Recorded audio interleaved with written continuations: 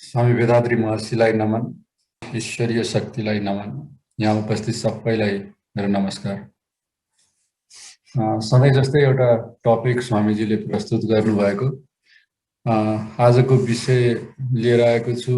यो सेल्फ सफिसियन्सी अथवा आत्मनिर्भरता भन्ने विषयमा स्वामीजीले केही समसामयिक या सामाजिक विषयहरू पनि उठान गर्नुभएको छ। त्यो हामी आज कुरा गर्दैछौँ। यो बढी आध्यात्मिक भन्दा पनि सामाजिक जस्तो देखिन्छ, तर सबै चिज हामी यो समाजमा बसेपछि, यो देशमा, यो कालमा, यो जस्तो परिस्थितिमा हामी छौँ, त्यसलाई कसरी सञ्चालन गर्ने, त्यसमा कसरी बाँच्ने भन्ने चिजको डिसिजन पनि हामीले गर्नुपर्ने हुन्छ र त्यसमा भाग लिनुपर्ने हुन्छ। त्यसैले एउटा व्यक्ति यो समाजमा जहिलेसम्म रहन्छ त्यति बेलासम्म सम्पूर्ण चिज, समाजको व्यवस्था जसरी चल्नुपर्ने हो, जे हुनुपर्ने हो, त्यो सबैसँग उसको सरोकार रहन्छ र आध्यात्मिक यो उन्नति सँगसँगै समाजको लागि पनि उसले केही गर्नुपर्ने हुन्छ र समाजलाई गर्नु भनेकै आफ्नो लागि पनि गर्नु। र स्वामीजीले बारम्बार भन्नुभएको छ कि हामी समूहको कुरा गर्छौँ, देशको कुरा गर्छौँ, विश्वको कुरा गर्छौँ, तर तिनीहरू त समूह भनेकै युनिटहरूको सङ्गालो भयो। त्यही भएर आफूबाट सुरु गर्नुपर्छ, अनि बल्ल त्यो समूहमा त्यसको प्रत्याभूति हुन्छ। जेसुकै चेन्ज भए पनि त्यो एउटा व्यक्तिबाट सुरु हुन्छ, अनि बल्ल समाज या देशले त्यसको फाइदा पाउँछ। यो प्रश्नबाट सुरु भएको छ। यो त्यति बेलाको भारतको समाज पनि त्यस्तै थियो, तर यो लगभग जति चिज हामीलाई मिल्न जान्छ, हामी त्यति चिज हाम्रो देशको लागि, हाम्रो सिनेरियोमा यसलाई बुझ्ने कोसिस गरौँ। के हामी गरिब देश हौँ? यो प्रश्न, पहिलो प्रश्न यहाँ राखिएको छ। हामीसँग, हामी सबैलाई थाहा छ, हामीसँग प्रशस्त प्राकृतिक सम्पदाहरू छन्, जलस्रोत छ, हामी प्रशस्त टुरिज्मको हामीसँग सम्भाव्यता छ, अरू धेरै चिज छन्। त्यति नै मात्रैले पनि हाम्रो देशलाई समृद्ध बनाउनको लागि जति चाहिने रिसोर्सेसहरू पुग्नुपर्ने हो। त्यही भएर हामीसँग यत्रो प्राकृतिक सम्पदा छैन र जसले गर्दा हामी आजसम्म गरिब भएर बस्नु परेको छ। हामीसँग के यो इन्टेलिजेन्ट मान्छेहरूको कमी छ? त्यो पनि छैन होला यसको उत्तरमा। के हामीसँग यो संस्कृति संस्कारको हिसाबले परम्परागत रूपमा सदियौँदेखि चलिआएका हामीसँग धेरै, हाम्रो अरू देश जति ठुलो छ त्यहाँ जति धेरै किसिमका सम्पदाहरू छन् संस्कृति जन्य, त्योभन्दा यो सानो जोग्राफी ओगटे पनि यसमा धेरै बढी हामीसँग यो कल्चरल हामीसँग हेरिटेज धेरै छ। त्यही भएर यो सबैको आधारमा, यो तिनैवटा प्रश्नको आधार, हामीसँग प्राकृतिक सम्पदा त्यति नै छ, हामीसँग एजुकेसन र उसकोमा केही कमी छैन, हामीसँग इन्टेलिजेन्ट मान्छेहरूको पनि कमी छैन, हामीसँग कल्चरल हेरिटेजको पनि कमी छैन, अनि हामी गरिब कसरी भइरहेका छौँ? के साँच्ची नै हामी गरिब हौँ त? यो लक्ष्मीप्रसाद देवकोटाको के नेपाल सानो छ भन्ने प्रश्न जस्तै आज यस्तै खालको प्रश्न उठ्छ। हामी त वास्तवमा धेरै धनी देश हौँ। यी सबै अघि भनेका चिजहरू सबै चिज हामीसँग छन् र हामी कहाँ चुकिरहेका छौँ त्यही चिज अगाडि हामी कुरा गर्न जान्छौँ। र पहिला के बुझौँ भने हामी आजको दिनमा पनि धेरै, हामी जहिले पनि बाहिर को गइरहेछन् भनेको हाम्रो श्रम शक्ति बाहिर गइरहेका छन् भनेर भन्छौँ, तर यसमा फिजिकल श्रम मात्रै होइन, हाम्रो त जम्मै धेरै स्कलर्सहरू, स्टुडेन्टहरू, युनिभर्सिटीका यो ट्रेनिङका लागि र विदेशमा साइन्टिस्टका रूपमा पनि बारम्बार हामी सुनिरहेका हुन्छौँ कति कति उपलब्धि गरे भनेर। भनेपछि हामी फिजिकल श्रम गर्ने शक्ति मात्रै बाहिर हाम्रो देशबाट गइरहेका छैनन्। संसारका महत्त्वपूर्ण ठाउँहरूमा, महत्त्वपूर्ण पदहरूमा र महत्त्वपूर्ण भूमिकामा हाम्रा थुप्रा साइन्टिस्टहरू, स्कलर्सहरू काम गरिरहेका छन् र उनीहरूले आफ्नो जति नलेज छ त्यो सबै पुरा विश्वलाई नै दिन सक्ने ठाउँमा पनि पुगेका छौँ। भनेपछि हामी यो स्किल अनस्किल सबै खालको जनशक्ति आफ्नो देशमा खर्च गर्न नसकेर अथवा आफ्नो देशमा उपयोग गर्न नसकेर अरू ठाउँमा पनि पुगिरहेको अवस्थामा हामी हाम्रो देशलाई गरिब देश भनेर भन्न परिराखेको छ। यो यसमा स्वामीजीको अन्डरस्ट्यान्डिङ र हाम्रो पनि धेरै जसो यसमा सहमति नै हुन्छ कि मुख्य समस्या के हो हाम्रो देशको। हाम्रो देशमा विदेशीले हामीलाई क्याप्चर नगरे पनि हाम्रो देशमा बारम्बार एउटा सिस्टमको लागि एउटा आन्दोलन र विभिन्न बारम्बार यसको भनौँ न व्यवस्थाको परिवर्तनहरूको लागि सधैँ चलिरहेको छ। अझै आज पर्यन्तसम्म पनि त्यो चलिरहेको छ। र कारण एउटा धेरै जसो राजनीतिक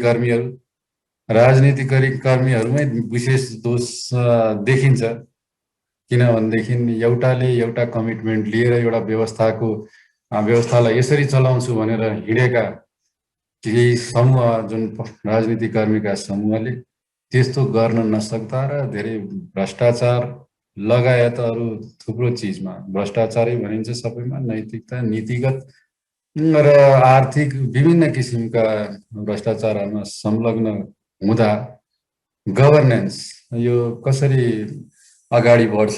गभर्नेन्सको बारेमा सायद योभन्दा अघिल्लो प्रेजेन्टेसनमा डाक्टर शाहले धेरै चिज भनिसक्नु भएको छ। भने हामीसँग सिस्टम नै सुरु भएन कहिले पनि। सिस्टम परिवर्तन चाहिँ गरिराखेका छौँ, तर एउटा यस्तो सिस्टम जसले चाहिँ सबै किसिमका हाम्रो भनौँ न हाम्रो सम्बोधन, मागका सम्बोधन अथवा आवश्यकताको सम्बोधन गर्न सकोस् त्यस्तो खालको सिस्टम माथिल्लो मन्त्री परिषददेखि लिएर हाम्रो सामान्य जनजीवनमा प्रभाव पार्ने लोकेलिटीसम्म, स्कुलिङ र विभिन्न सबै किसिमको गभर्मेन्ट नन गभर्मेन्ट सबै चिजको, शिक्षाको अथवा आर्थिक क्षेत्रको सबै किसिममा हामीले करप्सन देखिराखेका छौँ। र यो नै मुख्य हाम्रो समस्या हो। यो समस्यामा हामीले बारम्बार के भन्न, आफ्नो साइडबाट हामी के भन्न थाल्छौँ भने हाम्रो नेतैहरू खत्तम छन्, हाम्रो सिस्टमै खराब छ, हाम्रो यो छ त्यो छ, विभिन्न हामी कुरा गर्छौँ। तर हामी आफूलाई कहिले पनि हेर्दैन। हामी आफूलाई के हेर्दैनौँ भने हामीसँग हरेक चुनाव गर्ने बेलामा अथवा कुनै व्यक्ति चुन्ने बेलामा त्यो सही समयमा हामी कसैको लयमा कुनै प्रलोभनमा अथवा प्रलोभन पनि कुनै किसिमको इमिडिएट केही फाइदा हुने प्रलोभन या लङ टर्म केही फाइदा हुने खालको प्रलोभनमा परेर हामी सही विचारधारा भएको अथवा सही व्यक्तिहरू जसले लिड गर्न सक्छन् उनीहरूलाई नचुनेर हामी अरू नै व्यक्तिलाई चुन्न पुग्छौँ।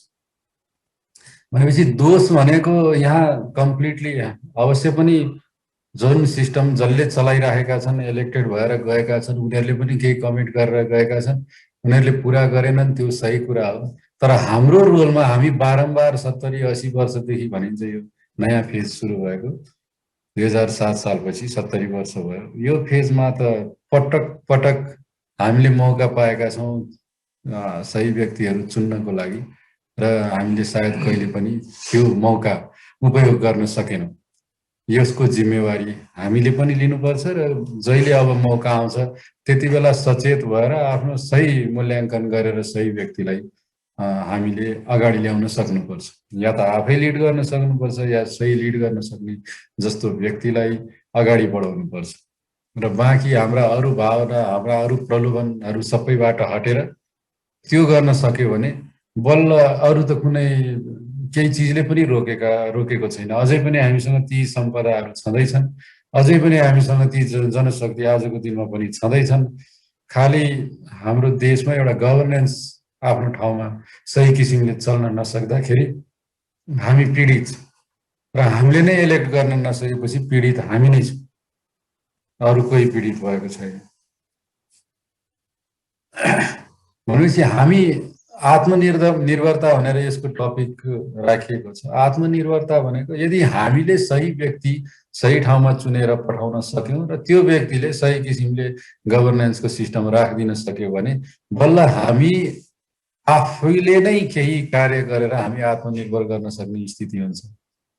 र त्यो स्थिति आउनको लागि एउटा यस्तो सिस्टम हुनु पर्यो जहाँ स्वामीजी भन्नुहुन्छ 5वटा सब्जेक्टको 5वटा विषयको चाहिँ ज्ञान, एटलिस्ट सुरुवाती ज्ञान 15-16 वर्षको उमेरसम्म एउटा व्यक्तिलाई, एउटा किशोर अवस्थामा पुगिसकेको व्यक्तिलाई 16 वर्षको उमेरसम्ममा दिइसक्नुपर्छ। त्यो भनेको एउटा त विषयवस्तुको यो जुन एकाडेमिक नलेज, विभिन्न विषयहरूको, दोस्रो स्वास्थ्य सम्बन्धी, स्वास्थ्य सेवा सम्बन्धी, तेस्रो इकोनोमिक्स, अर्थशास्त्रको, पोलिटिक्स।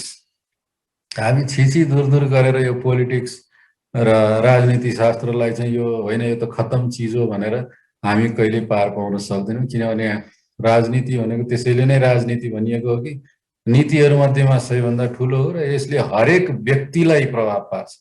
त्यही भएर हरेक व्यक्तिले राजनीतिलाई यो फोहोरी खेल हो भनेर पार पाउनेवाला छैन। त्यही भएर यो पनि 15-16 वर्षको उमेरसम्म यसको केही बेसिक फन्डामेन्टल थ्योरिजहरू कसरी यो अगाडि बढ्छ र हाम्रो रोल, जनता इन्डिभिजुअलको रोल राजनीतिमा के हुन्छ भनेर हरेक व्यक्तिलाई बताउन जरुरी छ।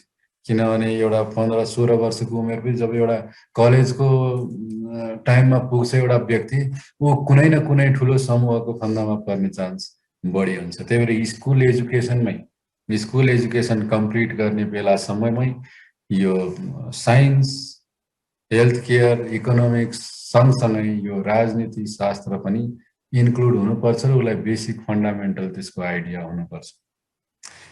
र यो गर्न सक्यो भने एउटा व्यक्तिले मैले के गर्दा ठिक हुन्छ, एउटा ब्रोडर सेन्समा देशमा कस्तो सिस्टम आउनुपर्छ भन्नेदेखि लिएर मैले अब फर्दर आफ्नो करियर कतातिर लैजानुपर्छ भन्ने चिजमा पनि उसले डिसाइड गर्न सक्छ। र यो सबै चिजको नलेज भइसकेपछि यिनीहरूको इन्टरलिङ्क, यो कसरी आफूमा जोडिएका छन् भन्ने चिज थाहा पाइसकेपछि आफ्नो जति उसको सक्षमता छ, उसँग जति स्किल्स छ, पछि त्यो अवस्थामा त्यसको आधारमा फर्दर यो गर्न सक्छु भनेर आफ्नो करियर डिसाइड गर्न सक्ने पनि ऊ त्यसपछि हुन जान्छ। त्यही भएर हामी ठुलो चिजबाट सुरु गर्यौँ। यसमा देशमा हामी धेरै धनी देश हौँ, हामी गरिब भयौँ गभर्नेन्सको कमीले, र त्यसमा हाम्रै रोल छ। हाम्रै रोल छ र त्यो रोल हामीले यदि पुरा गर्न सक्यौँ र हामीले यी 5वटा चिज, 5वटा सब्जेक्टहरूलाई हाम्रो शिक्षामा समाहित गर्न सक्यौँ। यो त गभर्मेन्टले मात्रै गर्न जरुरी छैन, आजकल ऐच्छिक विषय भनेर धेरै चिज राख्न सक्ने एउटा इक्जाम लिनु पर्दैन, तर एटलिस्ट मान्छेलाई जानकारी दिनसम्मको हेतुले भए पनि यी विषयहरू इन्क्लुड गर्न सकियो भने हाम्रो नयाँ पुस्ता त्यो चाहिँ एउटा सबल आत्मनिर्भर भएर निस्किन्छ र आफ्नो देशमा, आफ्नो देश बनाउनमा आफ्नो सहभागिता जनाउन सक्छ। यो एउटा नितान्त सामाजिक विषय जुन स्वामीजीले उठाउनु भएको थियो र एकदमै सान्दर्भिक हाम्रो कन्टेक्स्टमा पनि यो त्यति बेलाको भारतको त्यो एउटा स्टेटमा उहाँले देख्नुभएको दुःख र समस्या, उहाँले नै आफूले पढ्दाखेरि भोगेका समस्याहरू सबै चिज देखेर र त्यसपछि भएका करप्टेड क्रियाकलापहरू देखेर उहाँले भन्नुभएको चिज हामी आज आफ्नो ठाउँमा, आफ्नो देशमा पनि उस्तै किसिमले नेपाल गुज्रिरहेको देख्न पाउँछौँ। र उहाँले भन्नुभएका हिन्ट्सहरू, उहाँले दिनुभएका चाहिँ विचारहरूलाई हामीले आत्मसात गरेर हरेक व्यक्तिले आफ्नो घरमा पनि आफ्ना बालबच्चा या आफ्नो घरमा जो पनि त्यो उमेरका किशोर उमेरका व्यक्ति छन्, उनीहरूलाई कुनै न कुनै किसिमले यी 5वटा विषयको बेसिक जानकारी, जबसम्म यी चिजहरू करिकुलममै आउँदैनन् तबसम्म एउटा बेसिक जानकारीको रूपमा भए पनि छलफल गर्ने र यसबाट फर्दर कसरी ठुलो रूपमा देशलाई नै निकास दिन सकिन्छ भन्ने किसिमको छलफल गऱ्यौँ भने अवश्य पनि हामी गरिब होइन धनी सम्पदाको देश धनी नै हुनेछ। यसमा एउटा सानो मैले जोड्न खोजेँ। एउटा बिपी को आत्मवृत्तान्तमा, बिपी कोइरालाको आत्मवृत्तान्तमा एउटा चिज इन्ट्रेस्टिङ उहाँले लेख्नु भएको छ।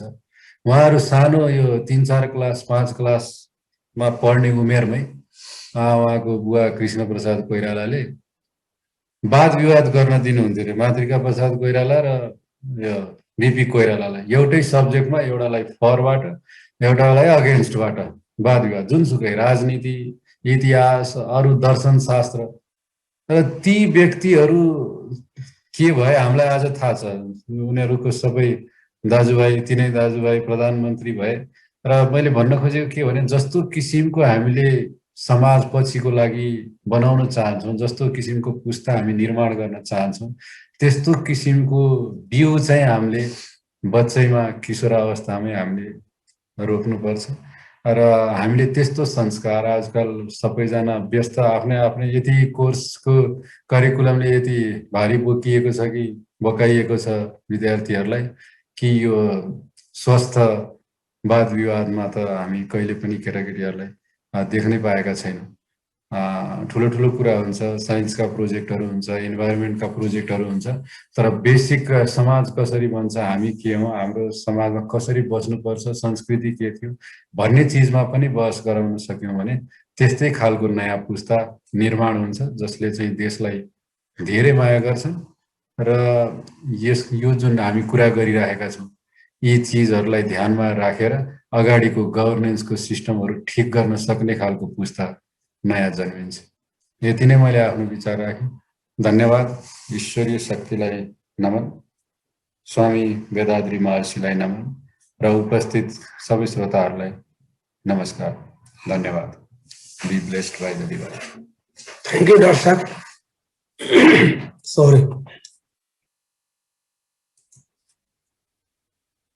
अब यो डाक्टर साहबले भने जस्तो यो आध्यात्मिक यो सत्सङ्गतमा आज आध्यात्मिक भन्दा पनि मोर सोसल विषय पर्यो र सान्दर्भिक पनि भयो। त्यसैले यसको महत्त्व छ र हामीले कतिपय कुरा थाहा नपाई पनि नेगेटिभ भएर सोच्दो रहेछौँ। हामी समृद्ध भएर पनि हामी गरिब छौँ भनेर हाम्रो मेन्टालिटीमा आउँदो रहेछ। तर आजको टपिकबाट के लाग्यो भने त्यसो त होइन। अथवा प्रकृतिले हामीले धेरै चिज दिएको रहेछ र सबै मिलाएर हेर्दाखेरि हामी चाहिँ एकैचोटि त्यति कहाली लाग्दो अवस्थामा होइन कि बरु राम्रै अवस्थामा छौँ, खालि त्यसलाई उपभोग गर्न जानु पर्यो। अब यो कुरा बुझ्नको लागि डाक्टर साहबले जुन यो हाम्रो स्वामीजीले 5 वटा बुन्दा दिनुभएछ त्यसलाई पनि राम्ररी बुझ्नको लागि हामी के महसुस गर्छौँ भने यदि बिस्तारै जुन जुन व्यक्तिले अलि आध्यात्मिक लाइनमा हुनुहुन्छ अथवा मेडिटेसन गर्न सक्नुहुन्छ र उहाँले चाहिँ ईश्वरीय शक्तिको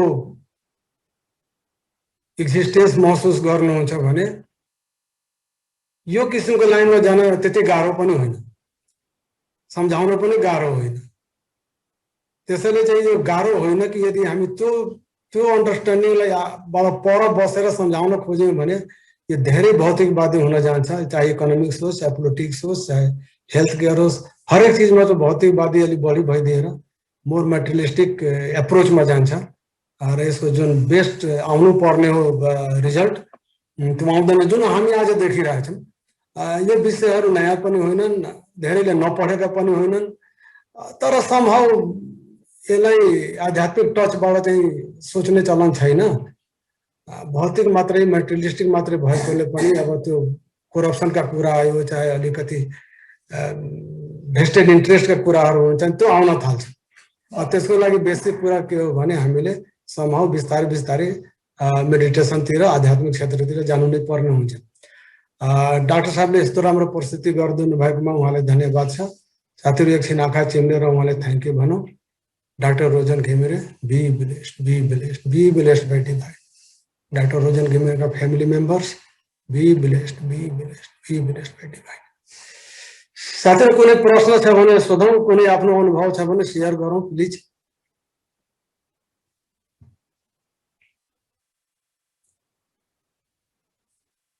छैन जस्तो लाग्यो। त्यसो भए आज हामी लास्ट टपिकमा जाउँ। आजको अमृत वचन, हाम्रो अमृत वचन आकृतिजी आज हुनुहुन्न। त्यसो भए एउटा मैले सम्झेँ, हाम्रो स्वामीजीको कोट रहेछ र सेल्फ एक्सप्लानेटरी छ, हामी सबैलाई यसलाई इजिली बुझ्छौँ, एक्सप्लेन गरिराख्नु पर्दैन। उहाँले लेख्नु भएछ कुनै ठाउँमा, man minus impurities is equal to God, God plus impurities is equal to man। आजको कोट यही हो। अब यहाँहरूले अनुमति दिनुहुन्छ भने आजको सत्संग यही समाप्त गरौँ।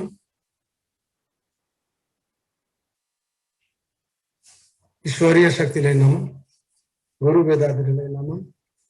ईश्वरीय शक्तिले हामी सबैलाई सधैँ कृपा गरिराखौँ, सबैलाई सुरक्षित राखौँ। May we all be blessed. May the humanity be blessed with peace, prosperity and happiness. Have a good day. धन्यवाद।